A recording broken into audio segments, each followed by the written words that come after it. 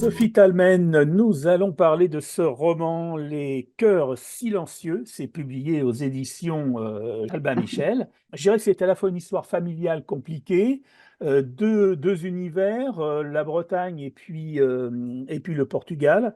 L'histoire de Pedro da Silva. Il a 68 ans. A priori, il va plutôt bien, il porte beau, il est retraité, un retraité actif. Bon, tout se passe plutôt bien pour lui. Puis un jour, un matin d'avril, eh bien, tout va basculer. Pedro va faire un AVC et va perdre la parole brutalement. Mm. Pedro, on va découvrir petit à petit qui il est. Et surtout, sa vie compliquée parce qu'elle a une vie, on dit cabossée. Moi, ce qui m'intéressait, c'était l'avant-après. Pedro, à la seconde près, sa vie prend un autre tournant. Avant, il avait l'impression qu'il avait le temps, que la vie était longue.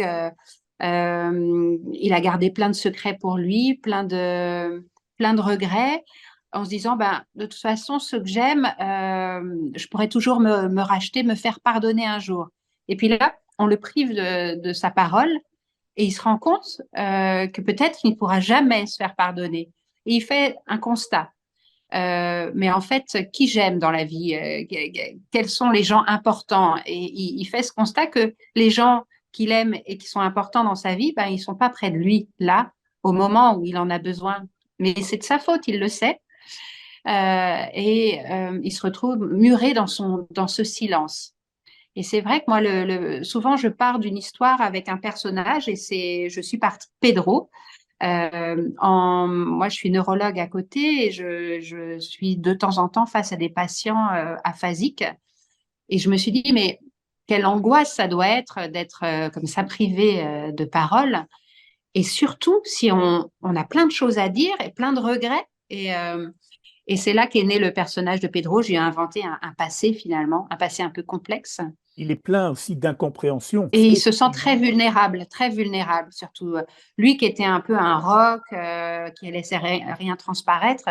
Là, il va avoir un sentiment, oui, d'extrême vulnérabilité et il va être très angoissé, ouais, de ne pas pouvoir dire les choses. Mm. bien évidemment, il y a quand même un moment où le monde médical va arriver à retrouver par recoupement la famille. Parmi les personnages importants, il y a Thomas aussi. On en parlera parce que je pense que c'est un des personnages aussi très importants de ce roman. Mais il y a Sarah. Et Sarah, c'est une infirmière. Mais c'est pas qu'une infirmière. Sarah, c'est sa belle-fille donc d'un second mariage, mais qui l'a élevée depuis une petite dizaine d'années quand il s'est mis avec sa maman. Et ils sont très proches. Et finalement, c'est la personne référente qu'on appelle, qui va devenir sa Oui. personne de confiance à l'hôpital et qui va lui proposer d'être sa voix finalement, parce qu'il a besoin d'une voix. Et il va lui faire comprendre que son souci premier, maintenant qu'il a compris que la vie était courte et pouvait basculer du jour au lendemain, c'était de renouer avec son ex-femme d'un premier mariage, du coup, et ses deux fils qu'il n'avait pas vus depuis plus de 20 ans. Et c'est là que Sarah, elle est très empathique et elle a l'habitude de faire du bien autour d'elle et elle se plie en quatre pour faire plaisir à son beau-père et elle lui propose d'aller à la recherche de ses fils et de son ex-femme.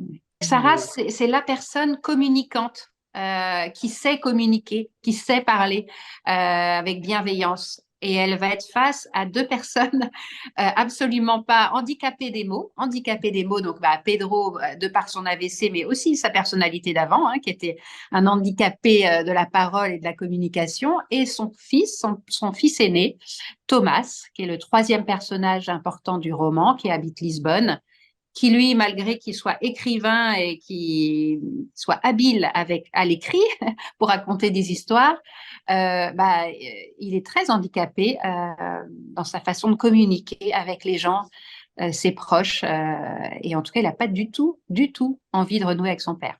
Il aura fallu que cet AVC, il aura fallu cet accident pour qu'il se rende compte que, eh bien, effectivement, vous l'avez dit, la vie est courte et que Mm, d'un seul coup, on se dit, mais oh là là, il faut que j'aille vite maintenant parce que c'est ça. il ne reste pas beaucoup de temps. Ça a été le déclic. Le déclic, qui lui a fait dire qu'il y avait urgence à renouer avec les gens qu'il aimait. Mm. Ça va pas être facile, hein, quand même. Ah non, non, non. Parce qu'avec ses Il est fils notamment. il est face à des murs aussi, Oui. ses fils.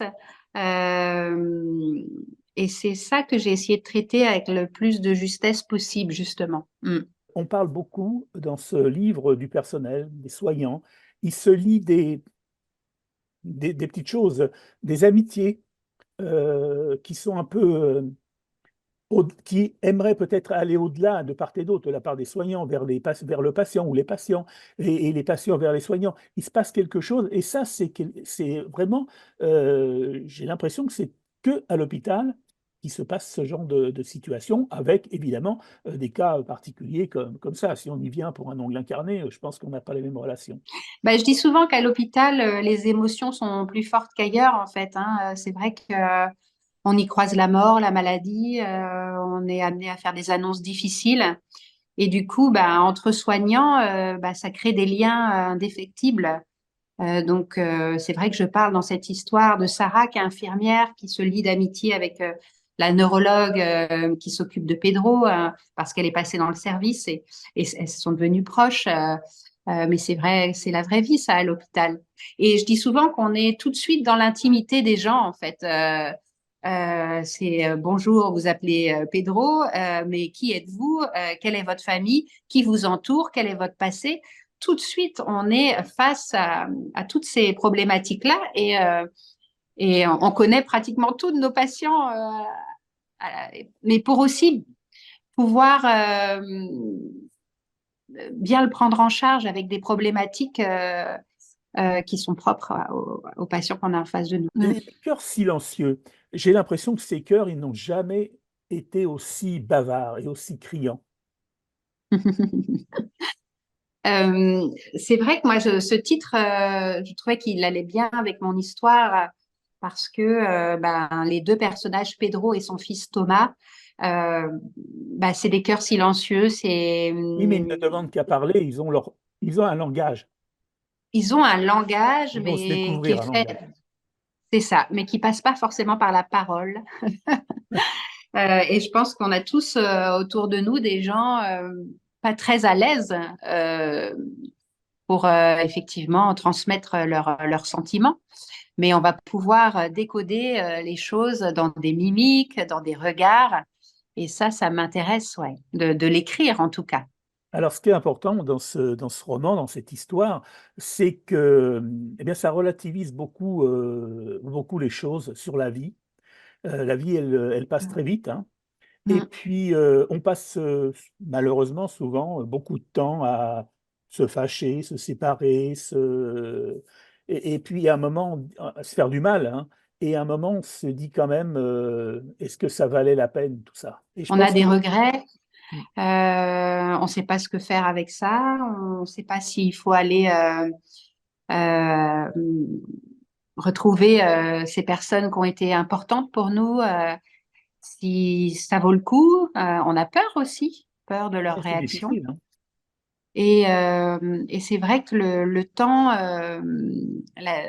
fait beaucoup de distance et fait beaucoup de mal. Les silences font beaucoup de mal. C'est ça aussi que je voulais voilà, Oui, transmettre dans et cette puis il y a la histoire. notion du Les temps. Tout à non-dits. l'heure, bon, Mm. on disait de Pedro, ben, avant le roman, avant le roman, avant cet incident, cet accident, il allait bien, il était en forme, etc. Il avait le temps devant lui.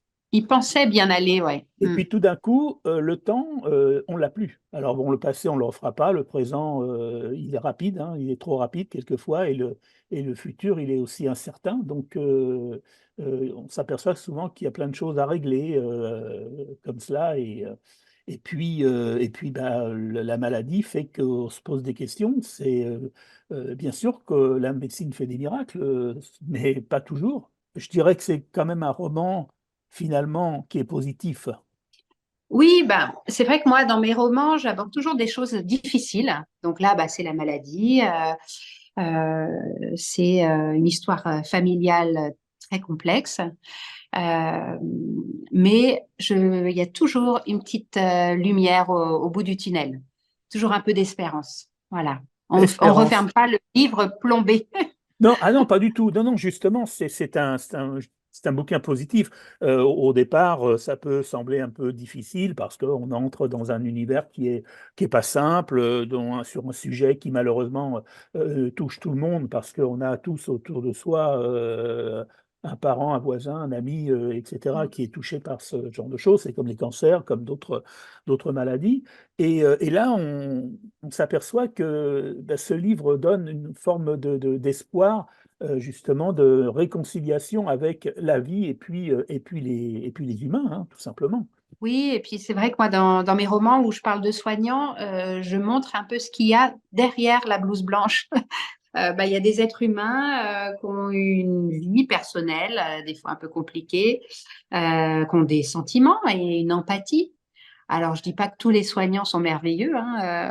Il y a aussi des personnages dans mes romans de soignants, voilà, où ils sont effectivement un peu en haut en couleur et au caractère très très spéciaux, mais non, non, mais je m'amuse. En tout cas, on est des êtres humains. Ils sont indispensables aussi, je dirais, à la chaîne de l'ensemble, pour le soignant, parce qu'il est confronté pas qu'à un monde de bisounours, entre guillemets, il est confronté Mm, là aussi à la vie de tous les jours, les relations avec les uns, les relations avec les autres, et puis son propre questionnement aussi sur lui, ce qu'il peut faire aussi mm, pour s'aider, hein. Il n'est pas que dépendant, à un moment, il faut qu'il soit acteur aussi un peu dans la mesure du possible, hein, de sa maladie et de ses problèmes, et éventuellement mm. donc de sa guérison.